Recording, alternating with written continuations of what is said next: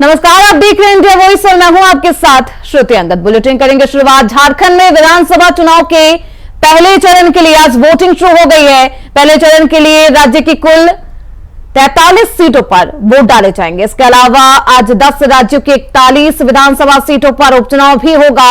कांके विधानसभा क्षेत्र के ग्रामीण इलाके में मतदान को लेकर लोगों में काफी उत्साह देखने को मिल रहा है। अपनी बारी का इंतजार लोग कर रहे हैं मतदान देने के लिए। फर्स्ट वोटर बनने और सर्टिफिकेट मिलने को लेकर उत्साहित बीएलओ रीता देवी ने कहा है कि लोकतंत्र में अपना बहुमूल्य वोट काफी जरूरी है। बीएलओ होने के नाते लोगों को वोट देने के लिए जागरूक करती हुई वो नजर आई। तो झारखंड में पहले फेज की वोटिंग शुरू हो गई है। पोलिंग बूथ पर लगातार कतारें लगी हुई है। लोग अपनी बारी का इंतजार करते हुए पोलिंग बूथ पर नजर आ रहे हैं। तो सबसे पहले हम वोट मारे हैं और हमको दिया गया है सर्टिफिकेट और हम बीएलओ हैं। घर घर जाके सबको बताते हैं वोट मारना है और पर्ची देकर बोलते हैं पर्ची लेके जाइए, जल्दी होगा। वोट देना बहुत जरूरी है। हम लोग सुबह 6:30 बजे से लाइन में खड़े हैं। 7 बजे शुरू हुआ है ना। आर का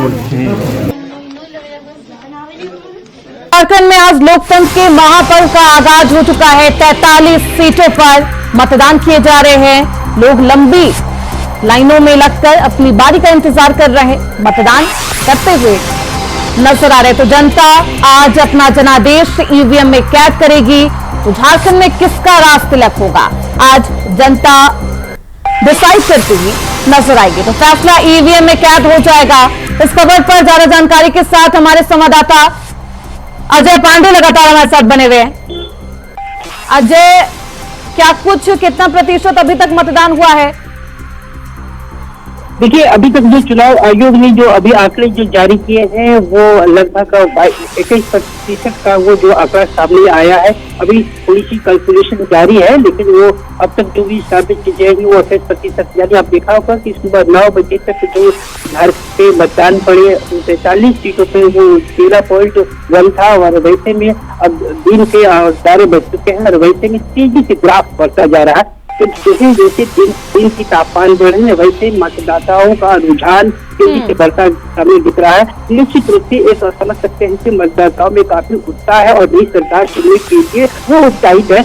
तो निश्चित रूप से मुझे लगता है कि इस बार जो झारखंड में जो चुनाव 43 सीटों पर जो हो रहे हैं और वैसे में नई सरकार चुनने के लिए तैयार है। देखिए, आज का बिल्कुल अजय, 43 सीटों पर मतदान किया जा रहा है। कौन कौन से वो प्रमुख चेहरे हैं जिनका किस्मत का फैसला आज जनता तय करेगी?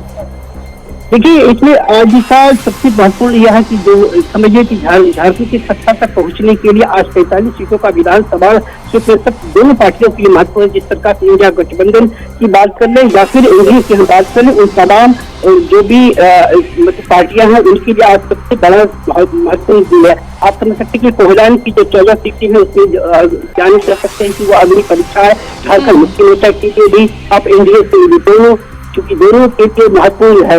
उस प्रकार से आप सकते हैं प्रमुख प्रमंडल में जो 7 विधानसभा सीटें हैं वो उसमें भी इंडिया गठबंधन और एनडीए की दोनों ही चुनौती के रूप में।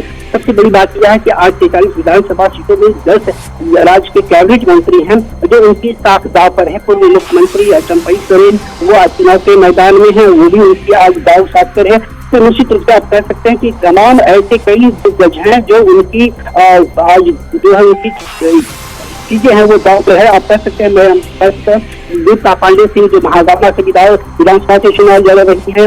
आप कह सकते हैं इरफान अंसारी जो मंत्री हैं, ग्रामीण विकास मंत्री हैं, वो जामताड़ा से लड़ रहे हैं। बन्ना गुप्ता जो स्वास्थ्य मंत्री हैं वो जमशेदपुर कश्मीर से लड़ रहे हैं। रामेश्वर उरांव जो वित्त मंत्री हैं राज्य के, वो लोहरदगा से चुनाव लड़ रहे हैं। दीपक बिरुआ जो चाईबासा से चुनाव अपनी भाग अजमा रहे हैं। मिथिलेश ठाकुर जो ग्रामीण सबसे करीबी यानी सरकार के सबसे करीबी मंत्रियों में से पहला मंत्री गढ़वा से चुनाव इस बार अपनी दाव कर रहे हैं। उस प्रकार से कह सकते हैं कि चुनाव लड़ रहे हैं। रामदास सोरेन जो घाटशिला से चुनाव के मैदान में है। बैजनाथ राम जो शिक्षा मंत्री है राज्य के, वो लातेहार से वो चुनाव के मैदान में खड़े हैं। तो निश्चित रूप से इस चुनाव काफी दोनों के लिए महत्वपूर्ण है। और लोगों की किस्मत आज जनता तय करेगी। क्या कुछ फैसला उनके पक्ष में जनता देती है, देखना बेहद दिलचस्प होगा। 23 नवंबर वो तारीख जब जनता का जनादेश आएगा। बहुत शुक्रिया अजय आपका इन तमाम जानकारियों के लिए। वही खबर कानपुर से है, जहां आज यूपी के डिप्टी सीएम केशव प्रसाद मौर्य और समाजवादी पार्टी के अध्यक्ष अखिलेश यादव जनसभा करेंगे। कानपुर की सीसामऊ सीट को सपा और बीजेपी के दिग्गज नेताओं के कटाक्ष से गर्म होती हुई ये सीट आज दिखाई देगी।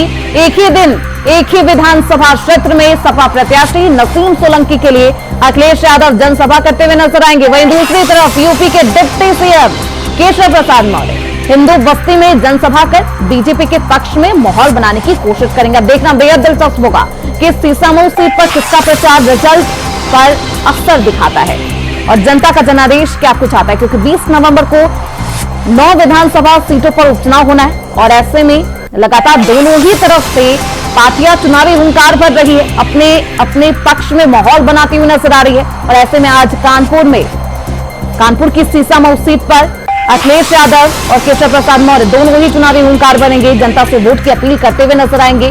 अब जनता किसे अपना जनादेश देती है, किसके पक्ष में फैसला सुनाती है, देखना बेहद दिलचस्प होगा। लेकिन सीसामऊ सीट इरफान सोलंकी के जेल में जाने से यह सीट खाली हुई है। वहीं समाजवादी पार्टी की तरफ से यहां से इरफान सोलंकी की पत्नी नसीम सोलंकी को उम्मीदवार बनाया गया है और वहीं दूसरी तरफ बीजेपी प्रत्याशी सुरेश अवस्थी को यहां से उतारा गया है। 3 बार हालांकि सुरेश अवस्थी पर बीजेपी दांव लगा चुकी है, फिर भी परिणाम बीजेपी के पक्ष में नहीं आया। इस बार क्या बीजेपी के पक्ष में सीसामऊ की जनता वोट देती हुई नजर आती है, क्योंकि लगातार सीएम योगी आदित्यनाथ इस पूरे प्रचार का कमान थाम चुके हैं। इस उपचुनाव को लेकर वो बेहद सक्रिय हैं और आज केशव प्रसाद मौर्य भी सीसामऊ सीट पर चुनावी हुंकार भरते हुए नजर आएंगे, जनता से वोट की अपील करते हुए नजर आएंगे और देखना बेहद दिलचस्प होगा कि इस अपील का असर कितना होता है। तो जनता क्या इस बार बीजेपी के पक्ष में जनादेश देती है, देखना बेहद अहम होगा। तो सीसामऊ सीट इरफान सोलंकी के जेल में जाने के बाद ये सीट खाली हो गई थी।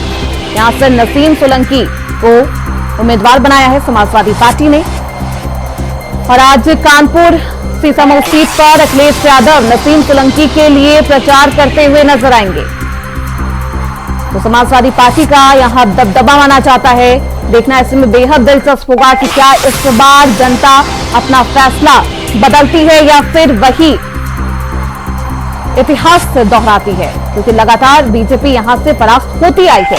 क्या इस बार विजयी हो पाएगी भाजपा, देखना बेहद अहम होगा। तो अखिलेश यादव नसीम सोलंकी के पक्ष में आज वोट मांगते हुए नजर आएंगे, माहौल बनाते हुए नजर आएंगे। वहीं दूसरी तरफ केशव प्रसाद मौर्य वो भी चुनावी हुंकार भरेंगे। तो चुनावी दंगल में दोनों ही दिग्गज नेता अपनी अपनी पार्टियों के लिए माहौल बनाते हुए नजर आएंगे। उपचुनाव 20 नवंबर को होंगे। 23 नवंबर को 9 सीटों के रिजल्ट सभी के सामने होंगे। जनता ने क्या जनादेश दिया है, किसके पक्ष में अपना फैसला सुनाया है, 23 नवंबर को पता चलेगा। तो ऐसे में उससे पहले ये सियासी मंजर, ये सियासी रैली और जन संबोधन लोगों को सुनाई दे रहा है। तो ऐसे में अखिलेश यादव आज नसीम सोलंकी के पक्ष में वोट मांगते हुए नजर आएंगे। डिप्टी सीएम हिंदू बहुल इलाके में जहां प्रचार करेंगे, तो वहीं अखिलेश यादव मुस्लिम बहुल इलाके में चुनावी माहौल तैयार करते हुए नजर आएंगे। नसीम सोलंकी के पक्ष में वोट मांगते हुए नजर आएंगे। दबदबा यहां पर मुस्लिम जनता का माना जाता है। ऐसे में अहम होगा देखना कि जनता इस बार क्या कुछ जनादेश देती है। तो इस खबर पर ज्यादा जानकारी के साथ हमारे संवाददाता मोहम्मद आसिफ हमारे साथ जुड़ चुके हैं। आसिफ, सीसामऊ सीट समाजवादी पार्टी के लिए बेहद अहम सीट मानी जाती है। इरफान सोलंकी के जेल में जाने के बाद यह सीट खाली हुई है। नसीम सोलंकी को समाजवादी पार्टी ने प्रत्याशी बनाया है और आज डिप्टी सीएम केशव प्रसाद मौर्य भी सीसामऊ सीट पर चुनावी हुंकार भरते हुए नजर आएंगे। देखिए सुप्रीत, जिस तरह से अगर कानपुर की सीसामऊ सीट की बात करें तो यहाँ पर इरफान सोलंकी विधायक हुए थे, लेकिन वह आयुक्त करार दिए गए उन पर मुकदमों की वजह से। लेकिन समाजवादी पार्टी ने उनकी पत्नी नसीम सोलंकी को यहाँ से प्रत्याशी घोषित किया और इस सुर में सभी नेताओं से नसीम सोलंकी को जिताने की अपील भी किया। हालांकि यहाँ पर अब चुनावी रण की बात करें तो जिस तरह से समाजवादी पार्टी और बीजेपी के बीच कांटे की टक्कर दिख रही है, आज ही डिप्टी सीएम केशव प्रसाद मौर्य का दौरा है, तो आज ही सपा प्रमुख अखिलेश यादव चुनावी जनसभा करेंगे। अगर उनके चुनावी जनसभा की बात करें तो चमनगंज में उनकी जनसभा होनी थी, लेकिन प्रशासन ने उन्हें अनुमति नहीं दी है। आज वहाँ सियासी ग्राउंड पर पहुंचेंगे और नसीम सोलंकी की जीत के लिए एक आह्वान करेंगे और इस जीत के लिए लोगों से अपील भी करेंगे, क्योंकि जिस तरह से अगर शीशामऊ सीट की बात करें तो यह सीट कहीं न कहीं जो है मुस्लिम बाहुल सीट मानी जाती है। यहाँ पर समाजवादी पार्टी यानी मुस्लिम कैंडिडेट का दबदबा कायम रहता है और जिस तरह से बीजेपी ने अपने प्रत्याशी उतारे हैं और बीजेपी ने भी यहाँ पर मंत्रियों की फौज उतार दी है लगातार। आखिरकार अखिलेश यादव को प्रशासन की तरफ से अनुमति क्यों नहीं मिली, इसकी क्या कुछ वजह बताई जा रही है? बात करें अगर प्रशासन की अनुमति की तो चमनगंज इलाका काफी भीड़भाड़ इलाका था, जो दलील दी गई है प्रशासन की तरफ से, और गलियां जो है सकरी थी, इस वजह से उनकी सुरक्षा को देखते हुए प्रशासन ने चमनगंज में जनसभा की अनुमति नहीं दी और यह भी कहा गया कि सुरक्षा को अखिलेश यादव सुरक्षा को लेकर खतरा हो सकता है, यह भी दलील दी गई। हालांकि जिस तरह से सपा नेताओं ने कहा है कि प्रशासन जानबूझकर उनके साथ यह खेल कर गया, क्योंकि अब जो तैयारी की गई ग्राउंड पर की गई, इससे पहले चमनगंज में होने वाली थी, चमनगंज में प्रशासन की अनुमति नहीं मिली और सपा नेताओं का यह भी कहना है कि भीड़ यहाँ पर इकट्ठा की गई थी, पूरी तैयारी की गई थी, मंच बनाया गया था, लेकिन प्रशासन की अनुमति न मिलने की वजह से दोबारा मेहनत करनी पड़ी और चमनगंज में स्टेज बनाया गया, मंच बनाया गया और लोगों को भीड़ को बैठाने की पूरी व्यवस्था की गई। और जिस तरह सुरक्षा के लिहाज से आज अखिलेश यादव का जनसभा नहीं हो पाएगा, लेकिन फिर भी नसीम सोलंकी के लिए अखिलेश यादव चुनावी हुंकार भरते हुए नजर आएंगे।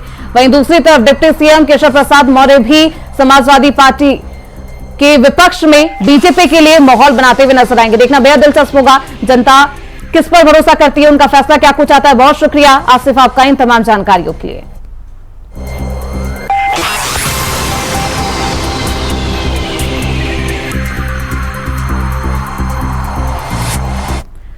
वहीं सीएम योगी से जुड़ी बड़ी खबर सामने आ रही है। महाराष्ट्र दौरे पर रहेंगे सीएम योगी आदित्यनाथ। महाराष्ट्र में सीएम योगी की आज 3 चुनावी रैलियां हैं।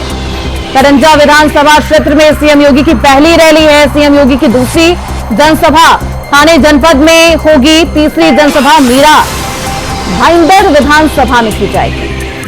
तो महाराष्ट्र दौरे पर है सीएम योगी आदित्यनाथ, लगातार चुनावी हुंकार भरेंगे, बीजेपी के लिए माहौल बनाते हुए नजर आएंगे। जिस तरीके से कल सीएम योगी आदित्यनाथ ने मल्लिकार्जुन खड़गे के हमले का जवाब दिया था और उनके वस्त्र पर जिस तरीके से मल्लिकार्जुन खड़गे ने हमला बोला था भगवा वस्त्र को लेकर, उसका जवाब देते हुए सीएम योगी आदित्यनाथ कल महाराष्ट्र में नजर भी आए थे और साफ तौर पर कहा था कि ये लाल पीला आप मेरे ऊपर नहीं हुई है, बल्कि हैदराबाद में जो कुछ हुआ उसके बारे में सोचिए। तो एक बार फिर से आज भी 3 जनसभाओं में हुंकार भरते हुए सीएम योगी आदित्यनाथ नजर आएंगे और महाराष्ट्र का चुनाव 20 नवंबर को होना है, मतदान किए जाएंगे। उससे पहले तीसरी जनसभा मीरा भाईंदर विधानसभा में की जाएगी। तो एक बार फिर से चुनावी हुंकार और बीजेपी के लिए बीजेपी के पक्ष में माहौल बनाते हुए सीएम योगी आदित्यनाथ नजर आएंगे।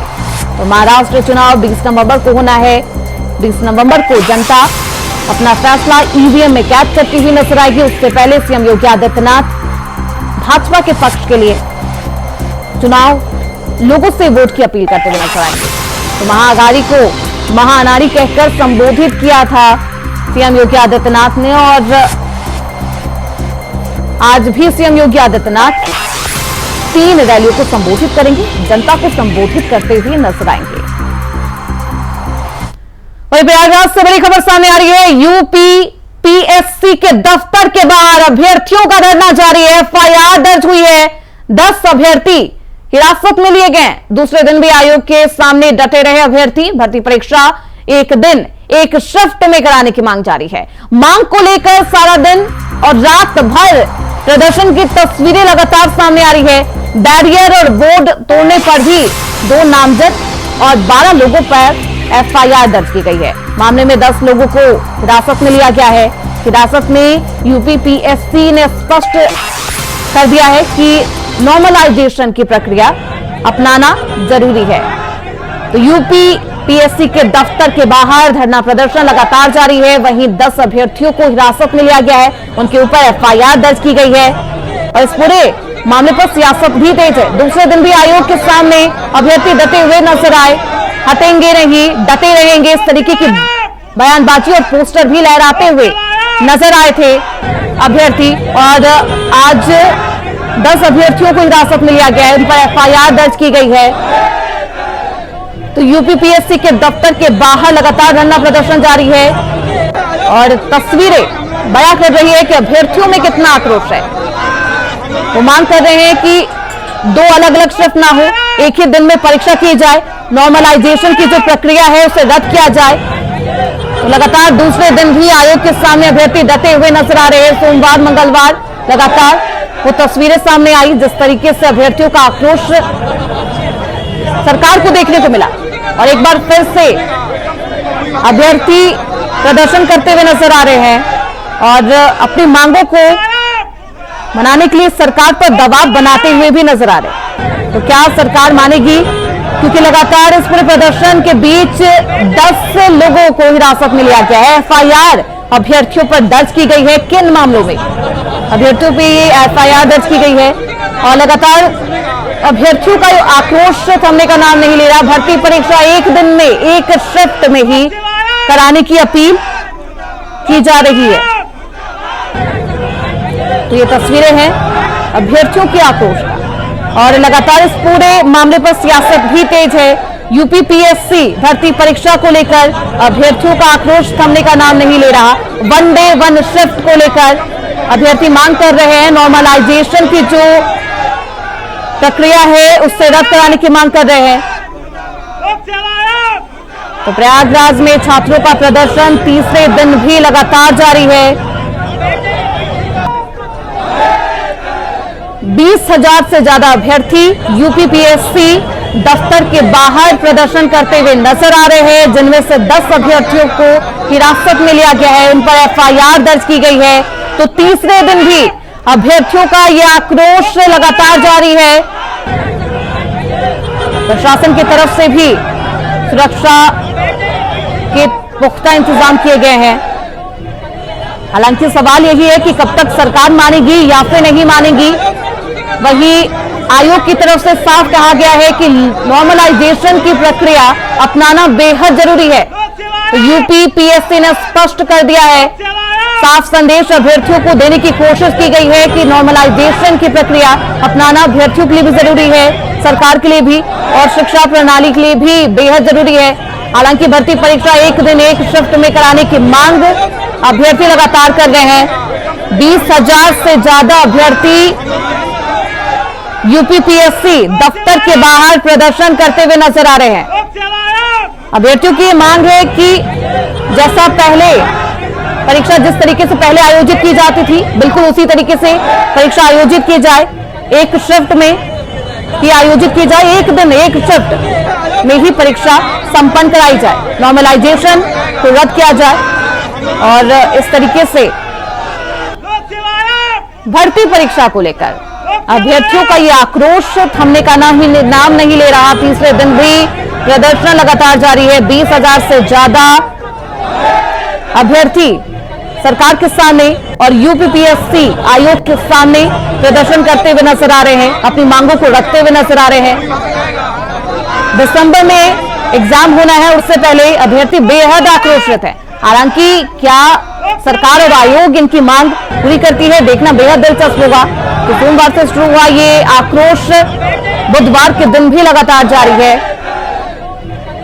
तो यूपीपीएससी के दफ्तर के बाहर धरना प्रदर्शन लगातार जारी है। इस खबर पर ज्यादा जानकारी के साथ हमारे संवाददाता शोएब रिजवी हमारे साथ जुड़ चुके हैं। शोएब, क्या कुछ जानकारी? लगातार तीसरे दिन भी अभ्यर्थियों का आक्रोश थमने का नाम नहीं ले रहा। बिल्कुल निश्चित तौर पर कह सकते हैं कि लगातार जो आक्रोश है वो बना हुआ है। क्योंकि अभी तक जो उनकी डिमांड है उस पर कोई सार्थक निर्णय नहीं हुआ है। और अभ्यर्थी जो हैं वो उनका कहना है कि वो अपनी जो डिमांड है उससे एक कदम भी पीछे हटने वाले नहीं हैं। जो उनके भविष्य का सवाल है, इस तरह की बातें उनकी तरफ से कही जा रही हैं। हालांकि इस बीच में प्रशासनिक अमला आयोग की तरफ से उन्हें भरोसा दिलाने की कोशिश की जा रही है कि नए नियम उनके हित में है, उनके फायदे के लिए हैं और उनके एक तरह से उनका कोई नुकसान इस नियम से नहीं होगा। लेकिन अभ्यर्थी हैं वो इस बात को मानने को तैयार नहीं। उनकी तरफ से कहा जा रहा है कि ये नियम उनके हित में नहीं है और इस नियम के साथ इस परीक्षा को वो स्वीकार नहीं करेंगे।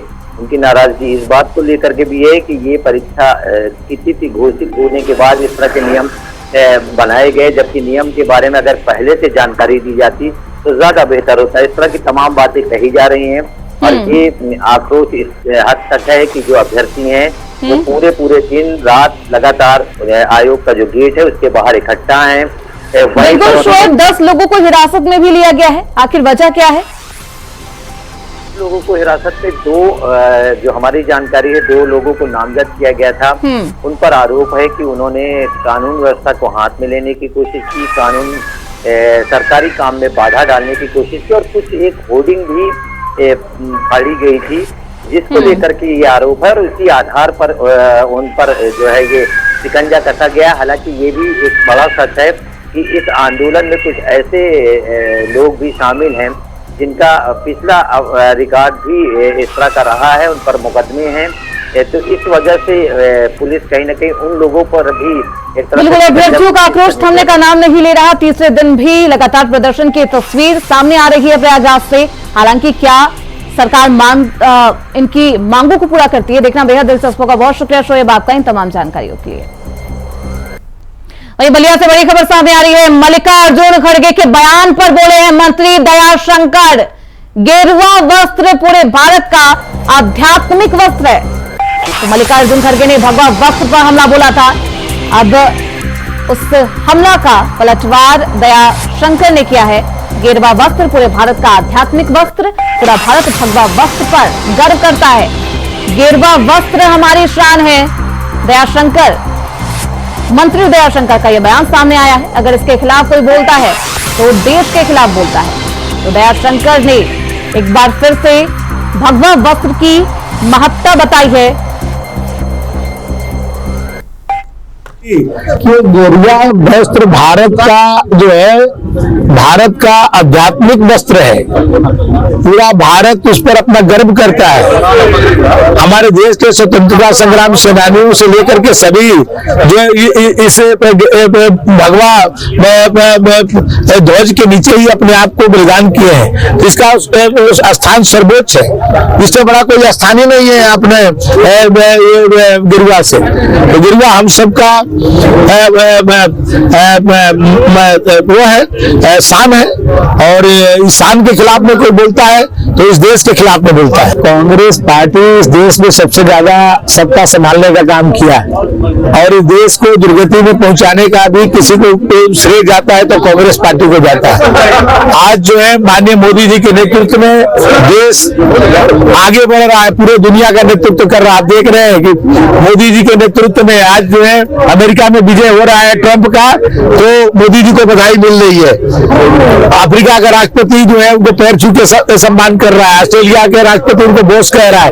आज पूरे दुनिया में मोदी जी के नेतृत्व में भारत का डंका बज रहा है। दो देश आपस में युद्ध कर रहे हो तो मोदी जी का तिरंगा वहां पर पहुंच रहा है, तो जो है युद्ध विराम हो रहा है।